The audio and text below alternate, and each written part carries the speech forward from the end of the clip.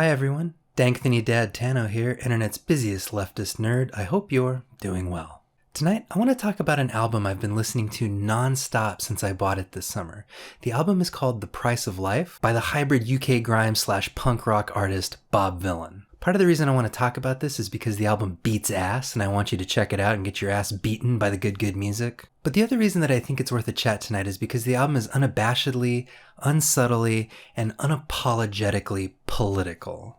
And it's political in a way that is more and more necessary during this sputtering death spasm era of neoliberalism that we appear to be living through here in the imperial core. Anyway, let's get to it. Bob Vylan is the name of a musical duo based in East London consisting of guitarist and lead singer Bobby Vylan and the drummer Bobby Vylan. I can't find hardly any information about these guys as individuals, and that appears to be by design according to one interview. So for simplicity's sake, for the rest of the video, I'm going to be talking about them just as a combined unit.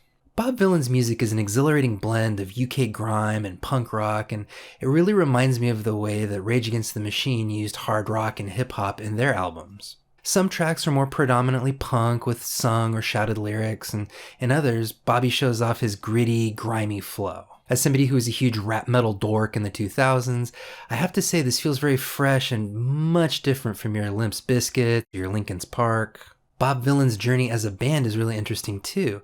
After forming in 2017 and recording some singles and some EPs that generated some buzz, they started shopping around what would be their breakout album, We Live Here. And the major labels passed on it due to the uncompromising political content, such as a track recounting the time that Bob Vylan was first called the N-word by a white neighbor. The labels found it too incendiary to release in 2020 amidst the George Floyd protests in the United States and elsewhere.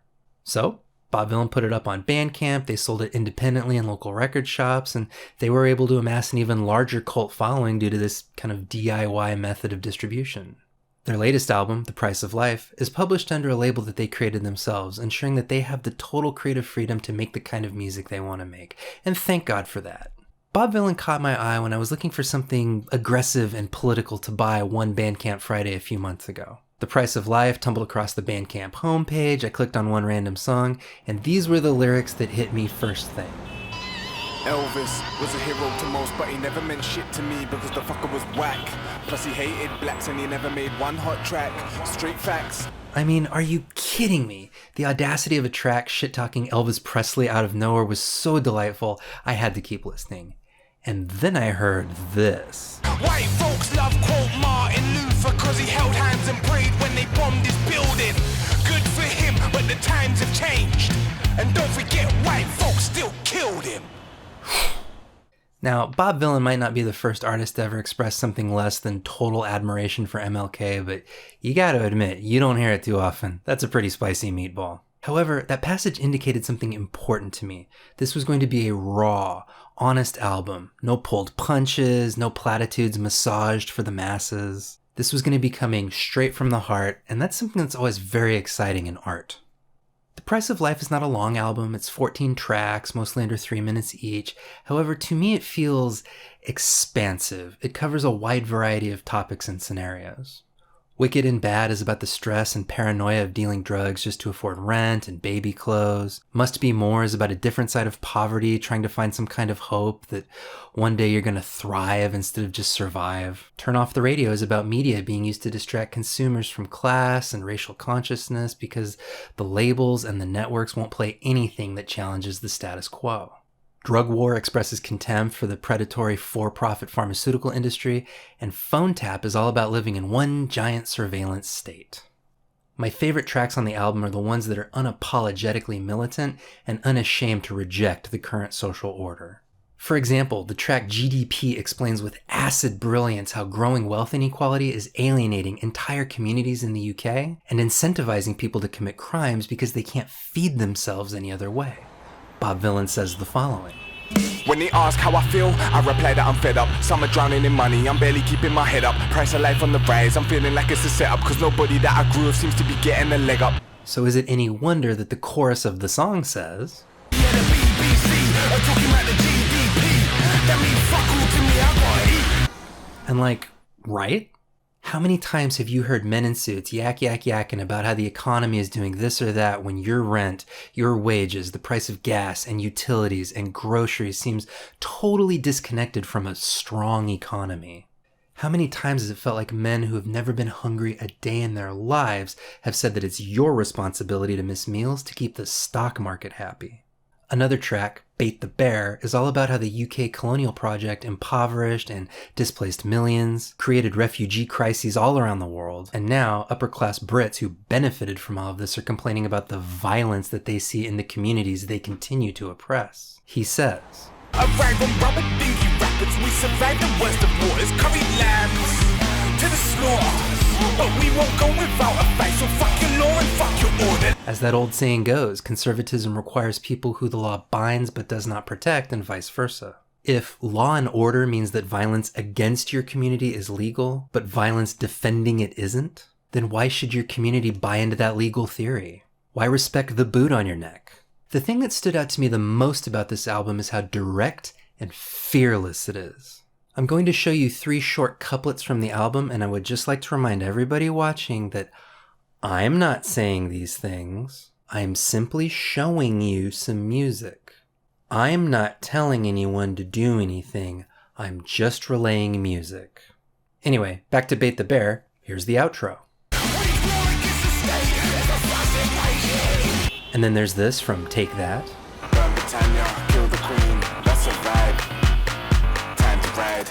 And lastly, from the closing track, What You Gonna Do? Buddy Boris with a shot, let it burn his fucking chest. What you gonna do is either them or you. Again, we here at That Dang Dad would never use our platform to incite violence. No. Perish the thought. However, within the context of this album, these lines and others like it stand out to me as valid expression of the alienation and the oppression felt by the artist. Again and again in the album, Bob Vylan depicts the crushing poverty and police violence raining down on his community, while Britain's wealthy elites get handed more and more wealth and at the same time get away with all of their crimes, including buying the very drugs he's getting hassled for selling. The members of Bob Vylan were born in the UK. They're as British as any Royal Leech or Eton Failson, but the entire British system is set up to exclude them, impoverish them, exploit them, and surveil them, treating them like intruders. In my opinion, this album, along with We Live Here, is trying to show you the UK that Bob Vylan lives and breathes in, so that you could understand why somebody would so fearlessly advocate for those, dynamic political interventions mentioned earlier. This album very clearly shows why, for some people, political change is an urgent matter of life and death, and one that invites them to consider any means necessary. One of the major themes of both The Price of Life and We Live Here is that of violence. The violence of the prison industrial complex, the violence of enforced poverty, the violence of the drug dealer life, the violence of food deserts, the violence of stress-based lack of sleep, the violence of colonialism, the violence of neglect, the violence of alienation. In that way, Bob Vylan's work is carrying the fire once held by Frantz Fanon.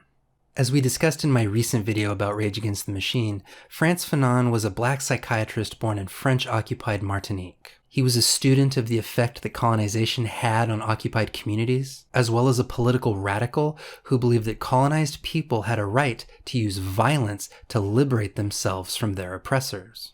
In The Wretched of the Earth, Fanon writes, "Let us return to considering the single combat between native and settler. The existence of an armed struggle shows that the people have decided to trust violent methods only. He of whom the settler has never stopped saying that the only language he understands is that of force, decides to give utterance by force. In fact, as always, the settler has shown him the way he should take if he is to become free. The argument the native chooses has been furnished by the settler, and by an ironic turning of the tables, it is the native who now affirms that the colonialist understands nothing but force." In this passage, Fanon is talking about colonized people in places like North Africa, Indonesia, and Angola, but it's easy to see how the same logic applies to countries in the imperial core who treat their own racialized communities at home just as cruelly. That line about he of whom the settler has never stopped saying that the only language he understands is that of force takes me back to my time in American law enforcement. I worked in a predominantly Hispanic part of Los Angeles County, and I remember sergeants and training officers telling me these people only respect force, so you have to show them that you're not to be fucked with. It pains me to say, but I probably said that myself once or twice. For many years, I believed that the best way to create a safe city was to be so cruel and heavy-handed that no one would dare break the law. It's weird that crime rates never seem to drop no matter how many people we imprisoned or hospitalized. And for me, this was the brilliance of the album and Bob Vylan's oeuvre in general. Once he lays it all out, once he paints a picture of how violent cycles of poverty and police oppression and systemic racism are, once you process that reality, you can't deny why someone whose cause you otherwise find moral might resort to it. Anyway, that's my little mini analysis of The Price of Life. Now, is there anything I don't like about the album? I have a few minor critiques. For one, on some of the tracks, the drums sound just a little too clean. This is a raw, messy album, and I think the drums could have used a little more dirt on them, but that's personal preference. There are a couple elements on the album that give me a little pause. Health is Wealth is a track encouraging people in marginalized communities to eat more nutritiously, to increase their lifespan and their effectiveness in the struggle. If you're somebody who does not like people telling you how to eat, you might not vibe on that track. Also, the track Drug War, while appropriately hostile to Big Pharma, could maybe be construed to be skeptical about the usefulness of psychiatric drugs. The lyrics themselves are not flagrantly anti-meds per se, but if you're somebody who has benefited from psychiatric drugs, the track might make you feel a little uneasy. One criticism that I don't have is regarding the in-your-face unsubtlety of the lyrics. I can imagine some people listening to Bob Vylan tell them directly how he feels and exactly what he wants to do about it, and maybe feeling a bit challenged by how often there's no artsy metaphor mediating those words. I mean, this is an album that features the immortal line, "No liberal lefty cunt is gonna tell me punching Nazis ain't the way." And while art and taste are of course subjective, I want to invite you to give unsubtlety a little bit more of a chance if that's not your tempo usually. And here's my argument. We live in unsubtle times. We're in year 3 of a pandemic that my country has all but surrendered to. Our last president was a rapist grifter who might be the only guy in history to ever lose money owning a casino. Major political influencers in my country believe that Hillary Clinton uses the blood of children in satanic rituals.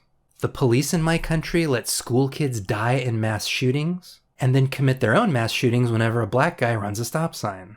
And petrochemical companies continue to warm the planet, causing floods and famines, and then they pay off politicians to fight against anybody trying to stop them. Everything is getting worse. Today, as I say these words, I don't believe that my daughter will have a better life than I had. And maybe that's just stinking thinking, but it's what I believe right now. So nowadays, when I see unsubtle, in-your-face, self-explanatory art, it doesn't feel inelegant to me. It feels equal to the moment. It externalizes the primal scream I find myself suppressing every day. And it makes me feel like if other people are just as pissed off and fired up as I am, maybe that means we can actually get together and do something about this. Hey Bob Vylan, what do you think we should do about this? Anyway, I think The Price of Life is a phenomenal album. Dare I say it, an important album. It feels fresh, it crackles with energy, and it demands a response from the listener. This is an album that openly rejects a liberal, negative piece. This is an album that either wants you to love it or loathe it. If you like stuff like Idols or Fever 333 or of course Zach De La Rocha's many projects, I think you should check Bob Vylan out and see what you think.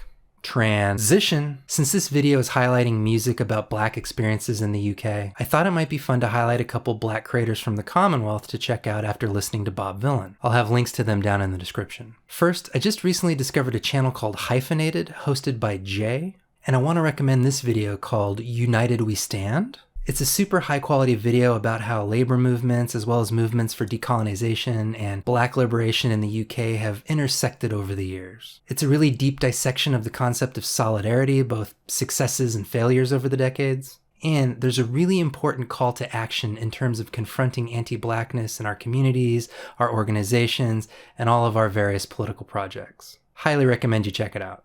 And secondly, Jay recommended a channel called the Ministry of African Propaganda to me.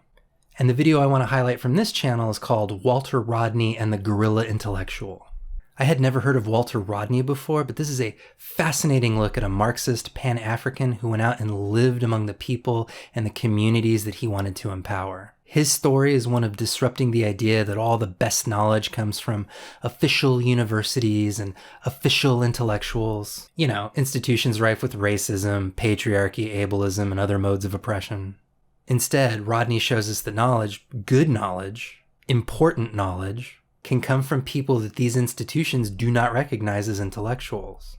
Also, there are a ton of videos on this channel about specific countries in Africa, and I'm excited to dig into those later. So anyway, please check those channels out and show some love. I hope you enjoyed the video tonight. It's always fun to dip into stuff like art and music from time to time. I like seeing how different artists talk about the issues that matter to them. Let me know what you think down in the comments. As always, please use the panoply of engagement features if you enjoyed this video. And as always, please share this video with somebody that you think needs some aggressive punk rock hip hop in their lives. Thank you for joining me tonight, and I hope to see you on the next one. Good night.